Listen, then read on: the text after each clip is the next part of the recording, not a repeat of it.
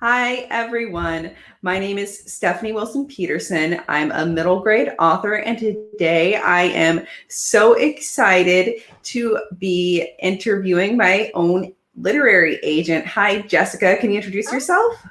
Hi, I'm Jessica Reino. I'm a literary agent at Metamorphosis Literary Agency, and I have the honor and pleasure of representing Stephenie and a bunch of other authors over there. And it's such a pleasure to be on. Thank you for having me. Oh, I'm so glad that you're here.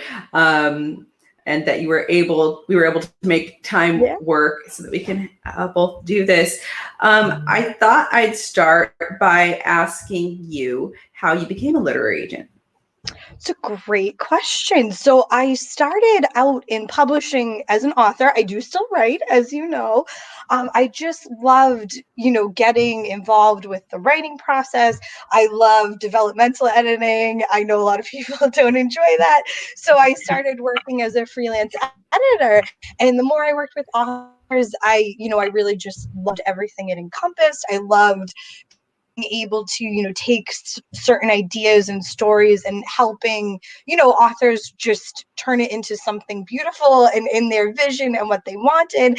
And then my background is really in the legal field. I've worked many years in law firms in small, and when I realized, wow, you can actually take the two and put them together. Yeah. So review contracts, read, help authors, it just kind of was a no-brainer. And Patty at Metamorphosis had an internship opening, and I said, you know what, I'm gonna just try it. We'll see what happens. And a couple months later, I really enjoyed it. It was wonderful, and here I am. Well, I'm glad that you're here because I so love having you as my agent. And I have to say, having been on the author's end, I know that you are great with the editorial side as well. You have made great suggestions to strengthen my manuscripts. So um, you I think you're a great agent. Thank you. So there are a few questions I got over and over. I posted a question on Twitter and in a few different Facebook groups, places like that. And something that came up a lot was different variations of what's the quickest way for you to reject a query, or what's something that really should not make it into a query. Oh gosh, that's a great question. That was the big question. Wow, that's awesome. So most of the queries, I have to say, which is, I apologize anyone who has a query out with me right now. I'm a little behind. I am catching up. But the thing that really is just a big red flag is when an author of particularly kidlit books just really doesn't understand the voice of kidlit, is basically talking down to their audience, and that is apparent in the first paragraph, so right away. Or sometimes they get some queries. Most of them, I have to say, authors, great job, you do your homework, you did a great job. But I'm not one of those agents who requires comp titles. Yes, I love them. If you want to include them, wonderful. But if there's comp titles to just the bestsellers in that genre, and it's clearly apparent that they're not reading in the genre, or just like, oh, I just saw that on the New York Times bestsellers list, and that's what I'm using as my comp title. So I wouldn't just outright reject it, but it does raise a red flag. That makes a lot of sense. Yeah. So are there really authors hear about this when we're getting ready to query things that will just make you automatically reject? Are there many of those that actually exist? Or honestly, I can only speak for myself, and the thing that would automatically reject is like dear agent, or putting someone down, or just saying that you were referred by someone that I don't know. I wouldn't automatically reject it, but sometimes there are certain things that are put in the query letter that I'm like, you don't know me at all. Like I am very apparent about what my wish list is. So it's fine. If you think we're a good fit, that's fine. I will definitely read it. That's not an automatic, rejection. But I just, it sometimes the tone of the query, if that makes sense, like, this is, you Right. have to read this. Right. Here are all of my, accolades, what I do. Well, I need to know what the query is about. I need to know what your book's about. Like, that's great. I'm glad that you're successful in other areas, but like, you really just need what the book is about. So I wouldn't say, unless there's any, terrible language, like as in, racist language, sexist Right. language, that would be an automatic no. But other than that, I Right. read everything. I do read everything. I would never just be like, nope, absolutely not. So That's good to know. yeah. I know there's always this fear. When I first started querying, I sent out a query letter and realized I had typed the word "the" twice, and I'm like, they're gonna think I'm an idiot because of this little typo. When yeah, and that one was a rejection, but I realistically, that's probably not why. Yeah, and that's why I do want, like, you obviously should be reading your work, reading your query, but a few typos here and there is just not, not a huge overarching, like, oh my goodness, no. But again, you do need to be careful. Like, you shouldn't be doing a query letter that's "Dear Agent," underlined, Right. like, colon, and I do get those, or "Dear Agent," it's not me, it's somebody from a different agency, and it Right. just shows, that I will still read those, but it shows that you just, are not taking that extra care to, make sure that Right. it's addressed appropriately. But yeah, so just be careful. But a few typos here and there is definitely not an automatic rejection at all. Right. And I do know from my experience on the author's end that you have to be really careful with some of the different forms some of the agencies use, because there was one where I selected the agent who I was trying to query at the beginning of the whole process, but every time you clicked in another box, it reset to the first alphabetical one. And I didn't realize it until after I had sent it. And I was like, no, I know not to do that. It was like, and I'm like, well, that's a rejection. There are other agents. And, oh, well. But for the querying authors watching now, double check that one, because I don't remember which agency that was. Was it but query manager? Or was it wasn't a query. They had their own online form, and whenever so they use query manager, but they had their own very similar type setup, and when after you typed anything else, it automatically reset it to that first one alphabetically. And I'm guessing it happened a lot there, just because I can't be the only person who didn't realize it. Right. Yeah. But, I never heard anything from either the one it was intended for or the one who it went to, which I kind of expected after I got the automated thing and it said, "Dear Agent X," but it was sent to Agent Y. So, well, that's okay. I got you. So we're good. But things worked out how they were supposed to. But I do know that was a very stressful moment for me as an author, because if you're doing this whole querying thing right, you spend a lot of time trying to be sure you send it to the right people, and people who are going to have an interest in what you're doing, and losing one of those opportunities feels just awful. So I know that you should research who you query. Not everybody does. I hear that a lot, that a lot of authors just shoot really wide, and that can cause issues if you're you're writing middle grade and you're querying someone who does nonfiction for adults, or you're not going to get anywhere with that. What makes a query really stand out to you? So, just like with the story, it's the voice, the tone, the subject matter. But again, if it's done, professionally, it shows that, you looked at what you're doing and who you're sending it to. If there's, mentions of, you can cold query. I think that's important to mention too, is that, yes, obviously, if, there's a relationship, or of the agent, or you participate in something, you can certainly mention that. But there is nothing wrong with, not knowing the agent, not having a personal relationship, or like, an author at that agency. If you have a professional letter with, your greeting, the summary, the plot, the hook, and, a little author bio, that is going to get read. I guarantee it. So I don't want authors to be afraid to just, make sure you're doing the query letter standard. Everyone is going to read it if it's done professionally. So that really stands out. Yeah. And then, but of course, if you're participating in my Twitter chats, or you saw this interview, that will stand out to me, of course. But but if it's just a well done query letter, that's perfect. Yeah, that makes a lot of sense. It's easier said than done, but absolutely, yeah. So I know that there's a lot of debate on the length of the query letter. Does that matter to you personally? No, and actually a lot of agencies now, Metamorphosis does use Query Manager, so there's really not a lot of room for, length, really. It's just there are text boxes and there are certain things to put in each box. So you don't really have to be super concerned about the length, but I would say nothing more than that. The query letter itself, really nothing more than a page, really. Yeah.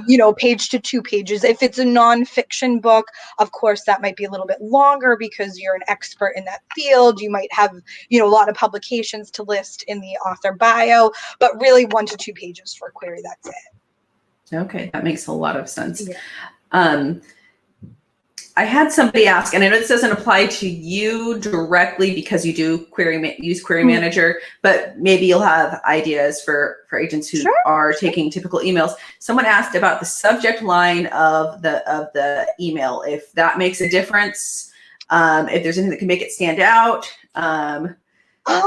Honestly, if the best advice when you're querying, any agency, is to go to their website, because that will be the most updated information, and usually it will even tell you what to list in the line. So so typically you would put query, you'd put the genre and your title, and you're good to go. So that's standard, but some agencies might want, different things, but usually they list it right on the submissions, on their website, on the submissions tab, and just, following directions. So it should be in there. That makes sense. I know I have seen advice, and that's normally how I've seen it. Most agencies have been very clear, query your genre, your title, and that's what they want. But I've seen videos online where people advise to make it stand out somehow and make it different, and try to sell your book in that one line. But I know that for me, it's honestly, agents do get, I have to say, I do get, a ton of queries in one day. Like I honestly, being an author before I was an agent, I not that I didn't believe them, but I was like, oh yeah, they get a lot. No, they get like hundreds every month. So, which is fine. But honestly, everything is going to get read if you're following the guidelines. If it's something the agent is interested in, I would never not read something, or I try to read in order, if that makes sense, of how they come in, or if there's a special call, or if there's like a pitch event on Twitter that might go in. You can put that in the title line. That might say DB Pit. I think that was the last Twitter event. So if an agent liked your pitch, they would say, in the Ray line, put DB Pit, the title, and whatever, just so that they can keep track of it. But personally, and I'm only speaking for myself, I really don't see a need to do anything differently in that line, because your work should speak for itself, if that makes sense. And your query is going to get read. Sometimes it takes a little bit longer, but it is going to get read. So. That makes a lot of sense. So do you think most agents are reading in order, or do you think is that your own personal? Oh, no, that's my personal way to do it.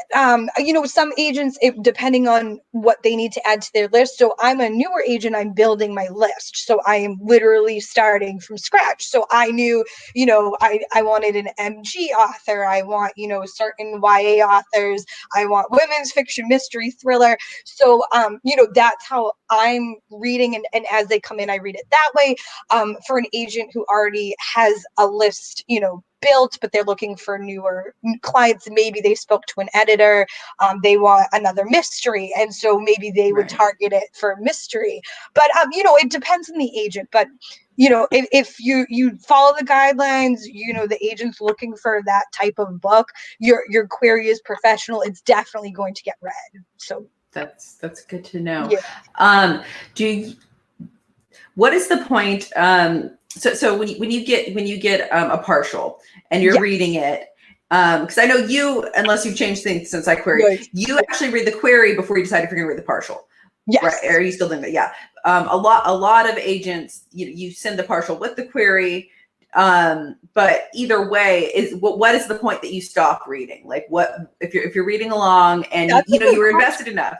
Yeah, so I think actually I might have changed it since you right. I do require the first 10 pages.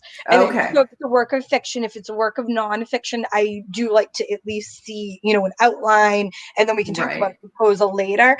But the query just tells me what your book is about and what I am to expect. So a lot of times, I want to make sure that the query is matching your actual book, if that makes sense.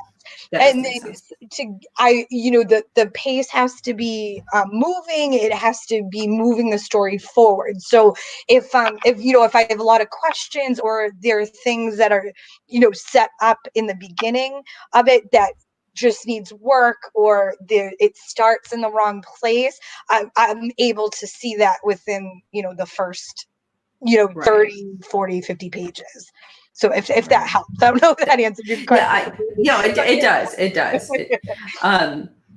Do you have any pet peeves as an agent? You're getting all of these queries. Is there anything you are just so sick of seeing right now? I have to. That's a really good question. So I do. My pet peeve though is when people don't tell me about their book. Because I'm very vocal about that. I'm like, just tell me about your book. Like, you don't have to already be a published author. Everyone has to start somewhere. But I just need to know about the book. So I do, as I love talking about your background, what interested you in writing and how you got there. But in the query itself, it's just, your author bio, and then we can go into that. So, and I'm always happy to chat on Twitter, but the query letter itself, it needs to tell me about the book, because that's what you're presenting, and then we can get into the good stuff later on. But yeah, that and I think some authors, I do get some queries where they tell me about they've already given it out for reviews, and really I'm not really interested in what other people think. I want to make I make the decision myself. So that's great. I'm glad that things are looked at, that there have been reviews, but I don't want to see that in the query. It's not necessary for me personally. But I just want to know what the book is about, really.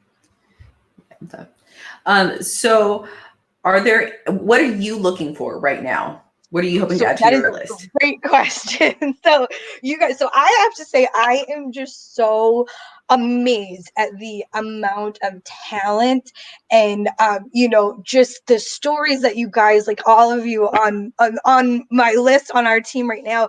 I'm just so blown away by your ideas and your new works in progress, and the stuff that I've already signed. So I just really, it's been great and shocking to me that there's just so many great works out there. So right now I do have a lot of middle grade authors, which I love.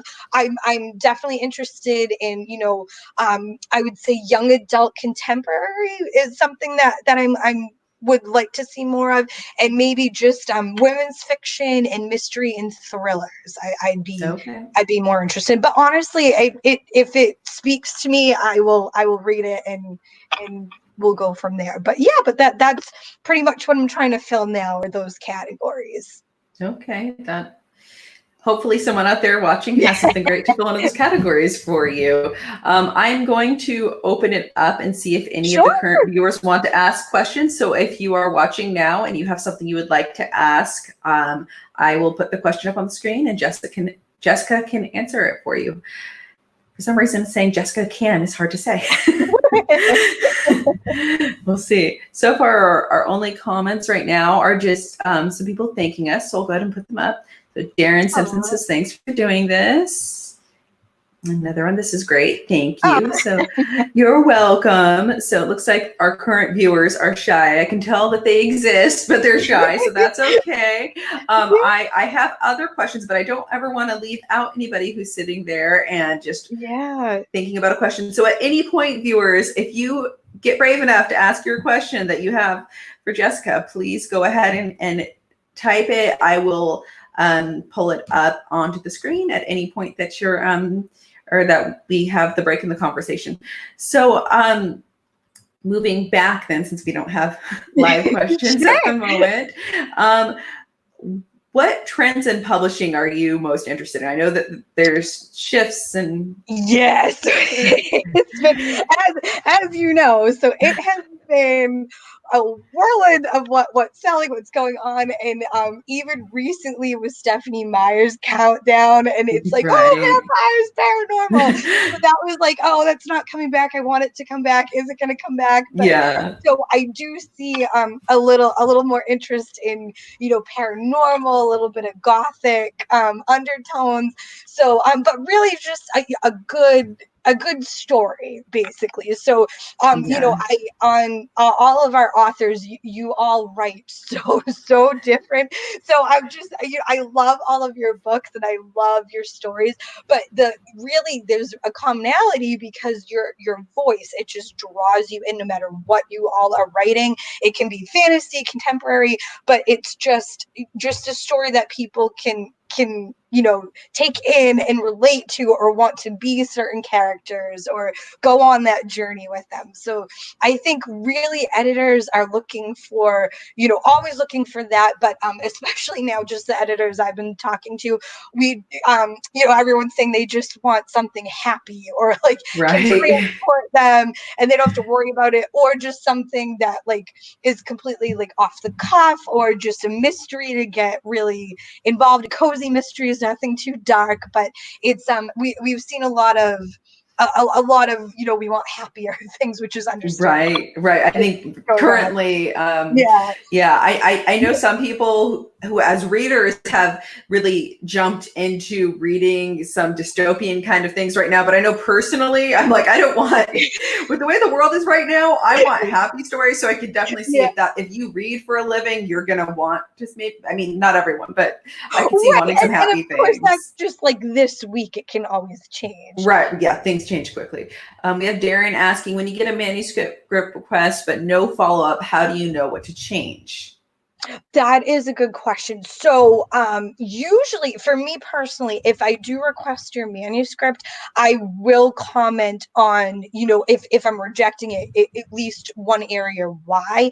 And I really wish I could go into detail and editorial notes for everyone. And, you know, most of the queries I get, everyone really, it's a good story. There's just too much work for me to do to make it, you know, I wouldn't say not to make it sellable, but you know, it needs to be ready to a certain point. It will still get edited, but it can't have a lot of overarching things in it, like starting in the wrong place or certain character developments or subplots. So things like that, I think that's the easiest way, just as a generalization. But I do like to give some sort of feedback if I've requested it. And if I request a full, which is why everyone who does have a follow with me, I'm so terribly sorry. But I do think it's important that I I do give feedback if I'm not going to, extend an Right. offer, because obviously if you have a request out, an agent does see potential in it, does see something they like. And sometimes, and this has happened too, your tastes, you like what you like. So sometimes I'll request things, the writing is brilliant, but it's too close to a theme or an overall story that is already Right. something someone else is working on.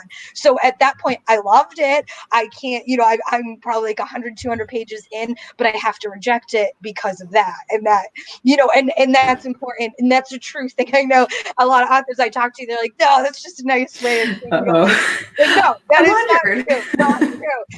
I heard that one a few times when I was querying, and I always did wonder, are they being nice? And I guess that's a question I have.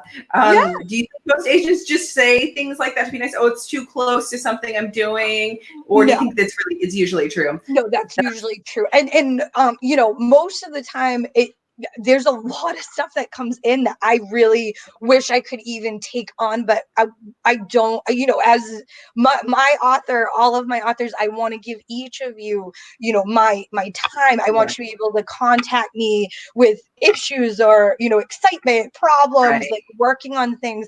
And I think that's so important for me anyway, as your agent. So I don't want to, sign a bunch of clients if I can't give you that attention that I would like you to have. So in some instances, some agents can only take on a certain number of clients. It doesn't mean that your work is bad or that your query is bad, if that makes sense. Yeah, it does. And that was one of those things I got a few times when I was querying. Where do you mean that? And say, I really like it, but just not quite enough. And so it's good to know, even if I'm on the other side of it, you always wonder, like, are they being honest or are they being nice? We have No. another question. I'm curious how you deal with material that has potential but needs to be beefed up. Is it a case where you look to work with someone or tell them to come back after they have improved? That is a great question. So a lot of times that might happen. So I'll look at it again. So if if I really liked it, if I see potential in the work, I'll let them know, like, hey, this started in the wrong chapter. Really, it should have started in chapter 4 instead of where you started. That could have been reworked the subplot. And then, I always say, if I do make a comment like that, you are free to work on it. Take a couple months to work on it. If you submit it too quickly, it's not, you're not taking enough time to edit it, but you can certainly resubmit it. So some agents, they don't do that. A no is a no, and they'll say it right on their website. But and then there are also agents that give out a revise and resubmit, and that's usually after they've had the full out. Sometimes there's just there's a couple things like a subplot or a character arc that's just not quite there, but it's almost there. So they would then make basically like an editorial letter and give you that feedback and see what you can do with it. And a lot of times, and Stephenie, I'm not just saying this, so you are like the queen of revisions. I have to tell you, I'm so proud of you. You really like take feedback and take notes, then you get your own ideas. And that is just, I love that in an author. So like but that's, you're so like, you're amazing at that. And that's, what we like to see. So if you give feedback and, I always say this to, any author, is that I would never want your vision for your work to change.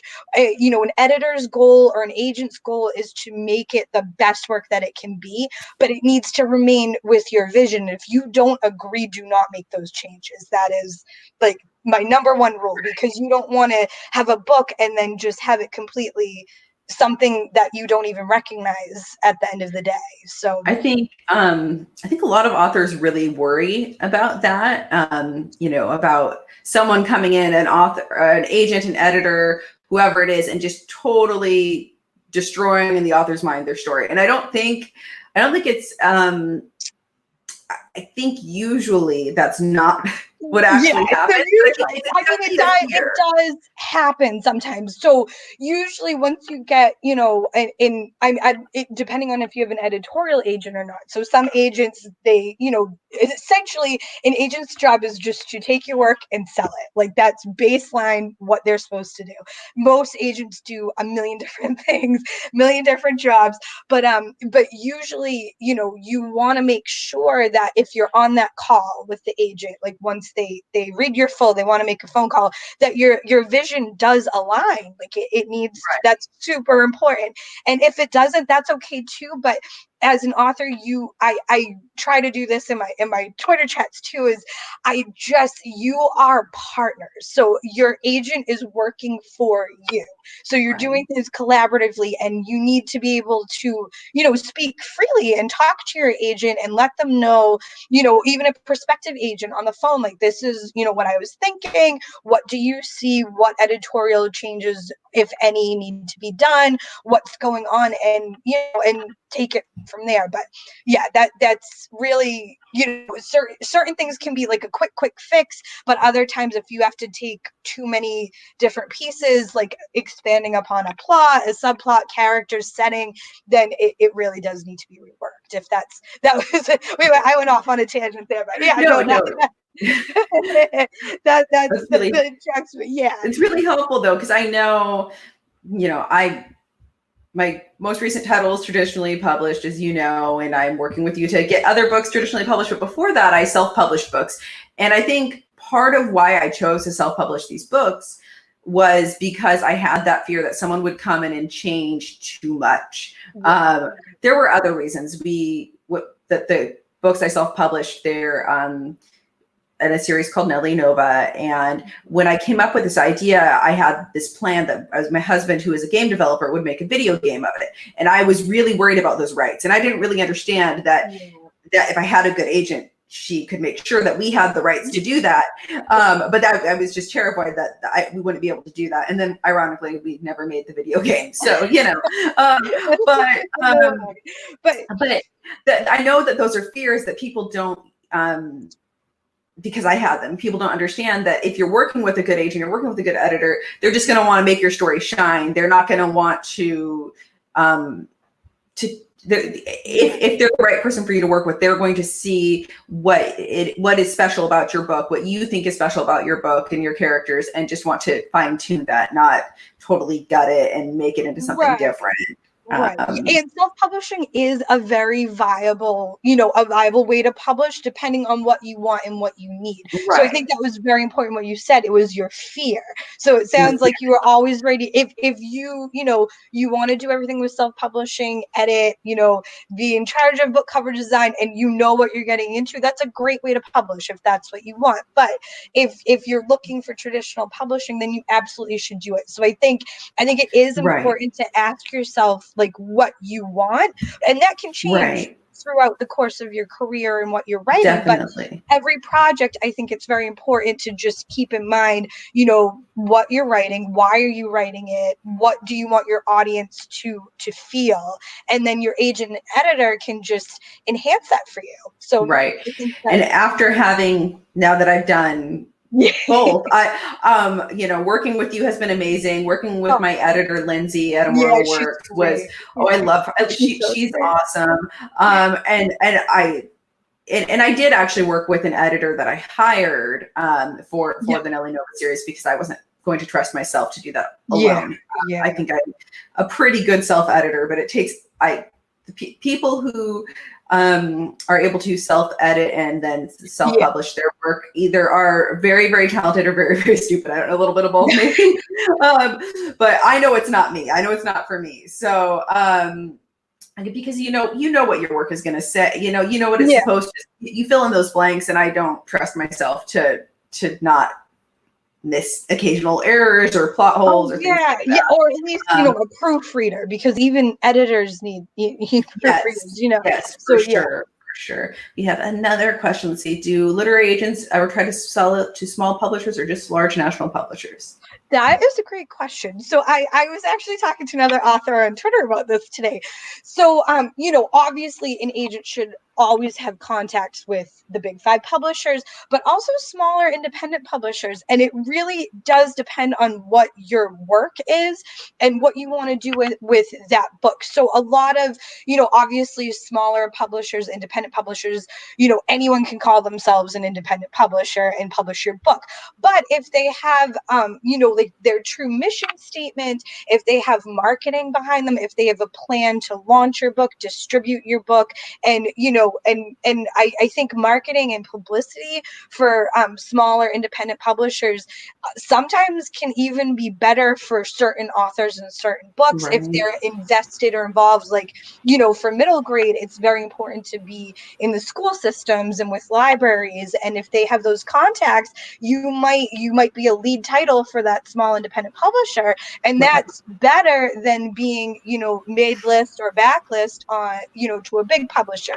So I think each project, it depends on, what you're looking for, what the book is about, and what, publishers are looking for at the time.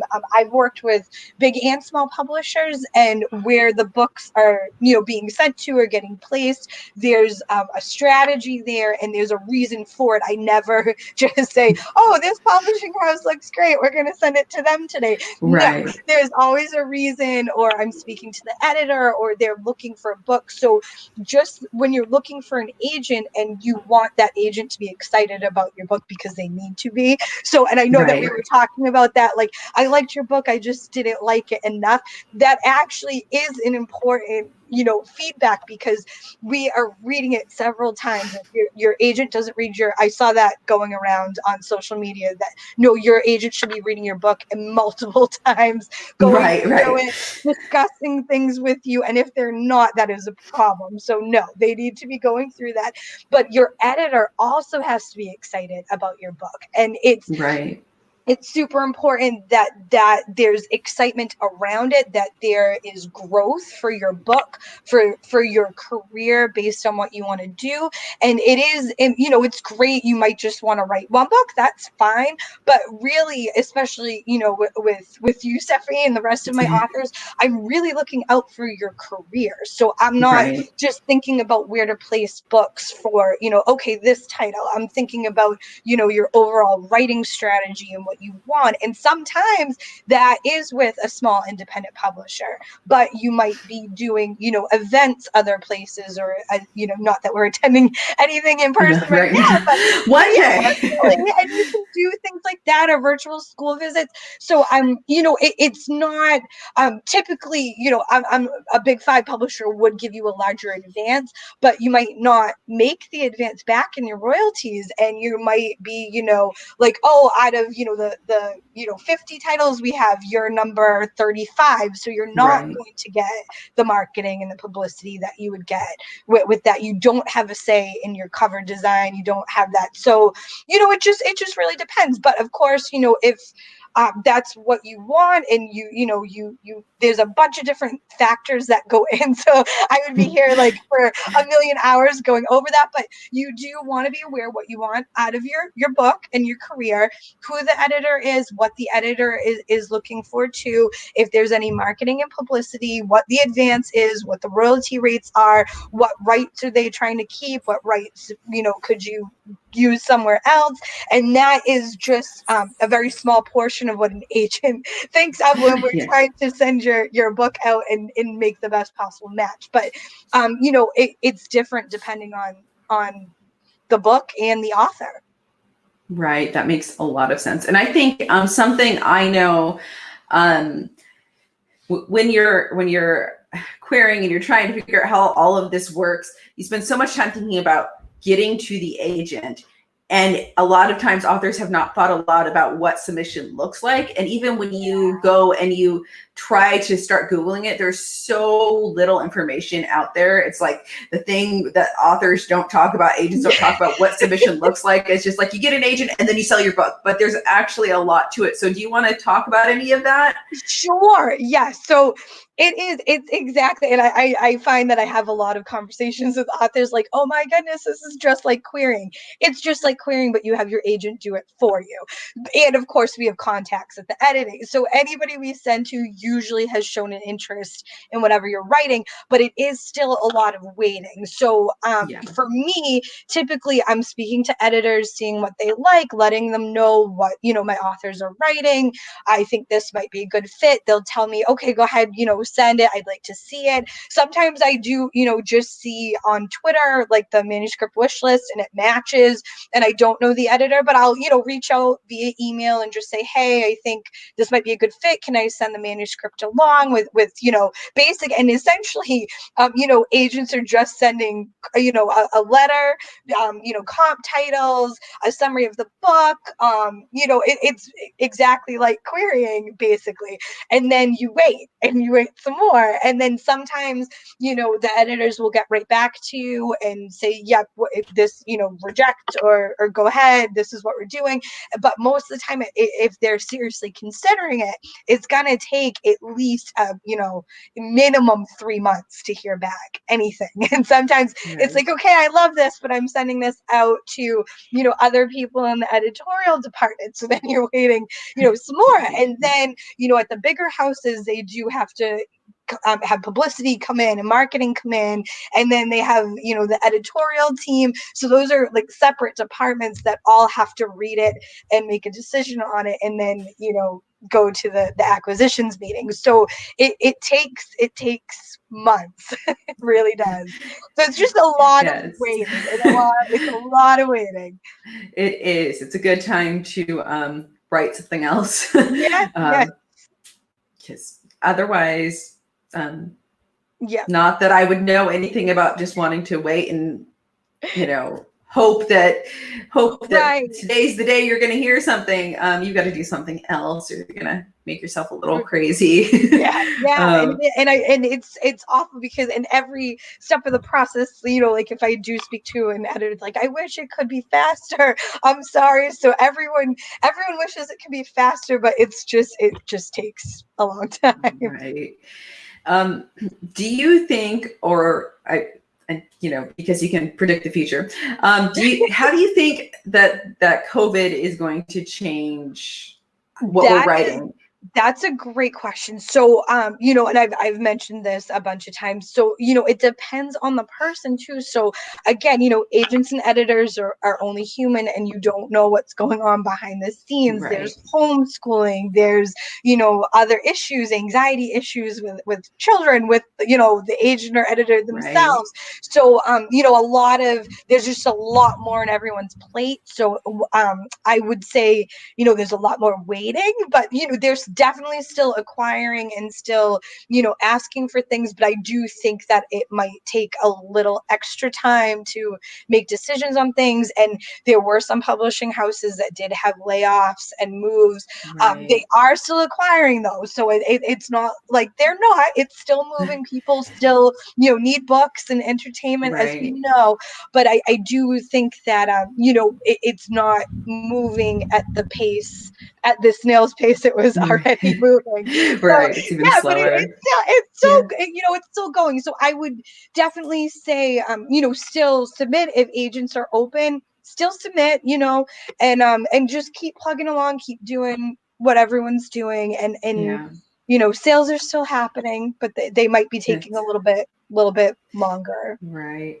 So, related to that, I had a conversation with a few other authors about what we're writing now and how this is affecting it. One of the books that I'm working on, and I've told you a bit about this project, but it's in a letter format that, I was dating it. It was happening in September 2021, and the kids talking about school. And I'm like, are they going to be going to school yet? Should I write it that way? Should I write it in the past? Because at least then I know I can safely talk about a normal school day, because we don't know what a normal school day is going to look like in a year or two. Right. And I think I know a lot of authors are thinking that way, like what, and I, yeah, it is. It's a good question. And honestly, I wish I could give you like a definitive answer, but yeah, it's just, I've heard two a bunch of different things. Like some editors are like, just, just write what you're going to write. And other people are saying, if you're writing something contemporary, it needs to be contemporary and it needs to have some mention of it. But usually as a writer myself, I would say just write what you're going to write. Don't let that affect you now. But when you're going to edit and revise, then you can go back to it. But get that story out first, and then you can worry about that later, if that makes sense. It does. That was kind of, I think, where most of the authors I was talking with kind of landed. It's like, I can really overthink this thing, but I think that's a problem for editing. Sometimes you just have to get your story out and then deal with the problems later. But this is such a unique thing that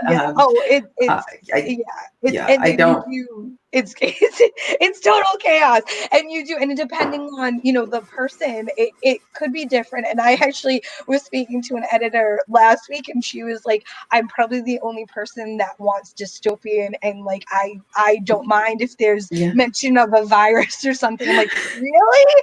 I don't really want to see that in my inbox right now, but it doesn't mean it's a bad story, and I'm sure there will be a time for it later. So again, write what you want to write and take it from there, see what happens. I think that's good advice, and at least that's what I've told myself to do after stressing over it, because it's you have a story, and I know I'm not the only writer out there that when you have a story you want to tell, that is a story you want to tell, and trying to adjust it too much, you can't. You have to get it out. You have to try at least to get the idea on paper, and then editing is a whole other thing. But, that's where the genius comes in, is the editing. But I really, because as a writer, I feel you. I know what that is, and it's like I just need to get this out of my brain and onto paper or computer. So I think it's important to let your ideas like bloom, if that makes sense, and then you can go back and be like, oh, okay, so hopefully we'll be in school in the fall. But if not, then you can adjust it accordingly, but at least the bones of your story is there, so you can finagle and edit. But it's definitely interesting. It's something I am not ready to write a story that's actually about what's happening right now. But I know that there are going to be kids who need stories about what's happening right now, especially all humans, but especially kidlit. That's where I write. Absolutely. Where my brain goes. But kids are gonna need to be able to process this, and literature has always been a good way to help process whatever's going on in the world. But I know that's not. There are going to be some really talented people who do that. I don't know that I'm going to be one of them. I know I probably have to be mentioned in some of my stories at some point, but I don't think I could write the processing COVID story. But I really hope that some very talented authors manage to do that and do that quickly, because I know living in a house with 3 kids. My kids are 7 to 13, so they're young and they're processing, and they've got a lot of feelings right now, and I wish I could just hand them a book that said, here's how to deal with your quarantine, but that book doesn't exist yet. Right. And I feel like the effects, maybe even in a year from now or 2 years from now, they'll still be felt, or, different things or celebrations that could happen, or, closure of, we're going to need books like that. Yes, we are. And I think kids are going to have a hard time readjusting to things that they once loved, going to school, going to your dance class or your soccer team, and feeling safe when for so long you weren't allowed to be safe. And I know that's going to take some adjustment and some conversations with kids, and losing my headphones, but but I do know, like, even as an adult, like, there's a little bit of stress when I have to go to a place. So I can only imagine kids are going to have a lot to process whenever it is that the world starts seeming a little bit more like it used to. So even as I'm in North Carolina, and we're doing stages of opening and retail has opened. But that's pretty much it. And now they're allowing small gatherings in your home. But that's about it. But even then, I'm like, I don't need to go anywhere. Like, I don't need to, I'll go to the places I have to go, but I don't want to go shopping for clothes right now. I'm good. Right. Yeah. That's understandable. Absolutely. Yeah. So I can just imagine what's going on in their little minds. So I hope someone out there is writing that story. Maybe somebody watching has that story. Yes. And honestly, I'd love to see it too, but yes, no, it's important. I'm going to ask again if anyone has any questions who's watching live. We would love to answer them. So if you've been holding back and feeling shy, I know we've definitely had more viewers than commenters. So so please feel free if you do have a question to ask it. If not, I'm going to just give it a moment to wait. Oh, not so far. So I think we'll get close to wrapping up then. Is there any one piece of advice you would give writers who are just starting out on their querying journey?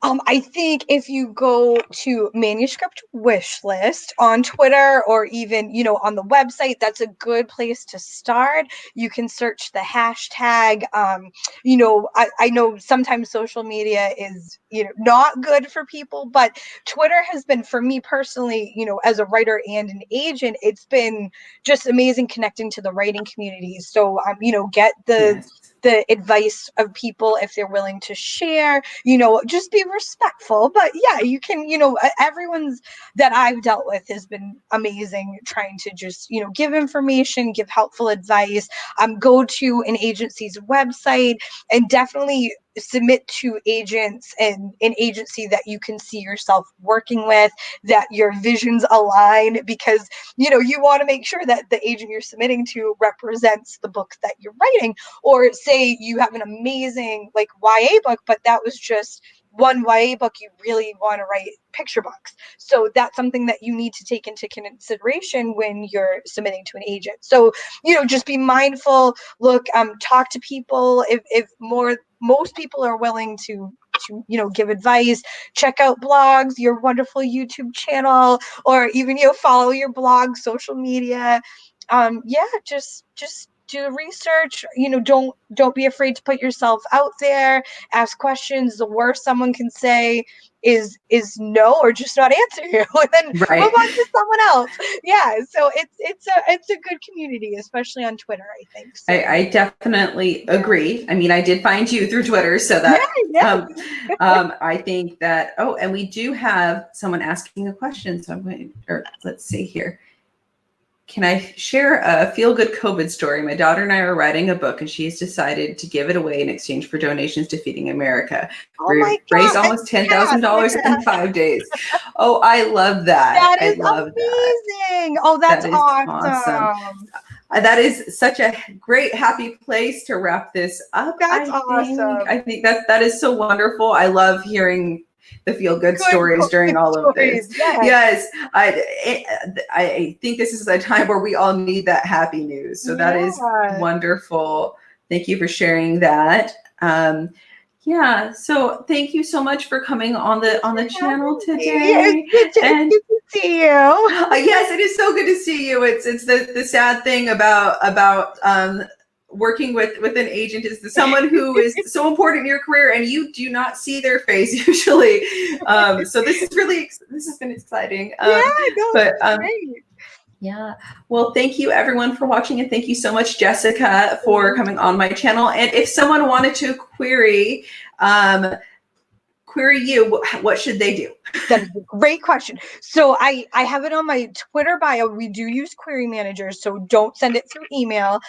Query Manager, it's the links right in my Twitter, bio page. And then if you go to the Metamorphosis website, it's right, I believe, on the submissions page. It's right in there, the link. So and what is your Twitter? So it is JNR Lit Author. Great.